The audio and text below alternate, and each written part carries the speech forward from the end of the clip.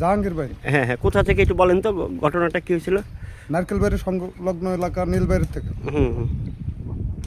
কিভাবে আপনারা সেখানে কি করতেছিলেন? আমরা গেছি মাছ কালেকশন করতে, চরপাটার মাছ কালেকশন করতে। আচ্ছা তারা আচ্ছা। জঙ্গল থেকে এসে আমাদেরকে আটক করলো, বন্দি করলো। করার পরে আমাদের ট্রলারটা নিয়ে তারা বাইরে গেল, যাই ওখান থেকে তারা লোক তুলে নিয়ে আবার কিনারে আসলো, আমাদেরকে ছেড়ে দিল। এটা কয়দিন আগে? এটা আপনার 15 দিন আগে, 15 দিন আগে। 15-20 দিন আগে। আচ্ছা, এই যে আপনাকে ছেড়ে দিল, তো এই ছেড়ে দেওয়ার জন্য কি কোনো টাকা পয়সা দিতে হয়েছে নাকি? জি, আমাদের মৌরিকে তুলে নিয়ে গেছিল আচ্ছা আচ্ছা সেই সময়। আচ্ছা, পরে তারপরে? তার জন্য মুক্তিপণ দেওয়া লাগছে কিছু, এটা মালিক পক্ষ দেশে কত কি দেশে সেটা আমরা জানি না। ও, এখন সাগরের অবস্থা কেমন? এখন তো সাগরের অবস্থা খুব আতঙ্কজনক, ডাকাতের চাপ। কতগুলা বাহিনী আছে এখন? এখন তো শুনতেছি 3-4টে বাহিনী আছে। কি কি নাম বলেন তো? যেরকম আছে জাহাঙ্গীর বাহিনী, হুম।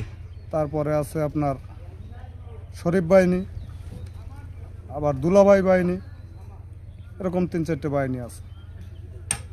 তা এই যে ডাকাতদের এত চাপ, তা বন বিভাগ, কোস্টগার্ড, র্যাব এদের টহল নেই? আমরা তো থাকি চরে স্যার, আমরা তো এখনো পর্যন্ত তাদের কোনো পদক্ষেপ নিতে দেখলাম না। দেখেনি তাই না? জি না। তাদের কাছে কি আপনারা জানাইছিলেন যে বন বিভাগের কাছে যে আপনার এই বিপদ জি, আছে? আমাদের মালিক পক্ষ থেকে জানানো হয়েছে, তারপর কি অবস্থা? বন বিভাগের কাছে জানানো হয়েছে, উপরে সাংবাদিকদের জানানো হয়েছে। এখন আমাদের জেলে এখনো তাদের কাছে বন্দী আছে। কতজন? আমাদের চরের 8 জন আছে, একটা ট্রলার আছে, 8 জন লোক আছে। তারা এখন যোগাযোগ করতেছে, মুক্তিপণ চাচ্ছে তাদের কাছে। কত যাচ্ছে? এক একজনের প্রতি চাচ্ছে 5 লাখ টাকা করে। আচ্ছা, ওরা যখন ধরে কি মারপিট করে?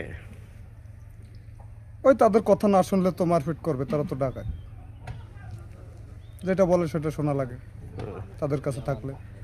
কি নাম আপনার? আমার নাম সাইদুল, এই জায়গাটার নাম কি? নারকেলবাড়ি আর চর। আচ্ছা, ঠিক আছে।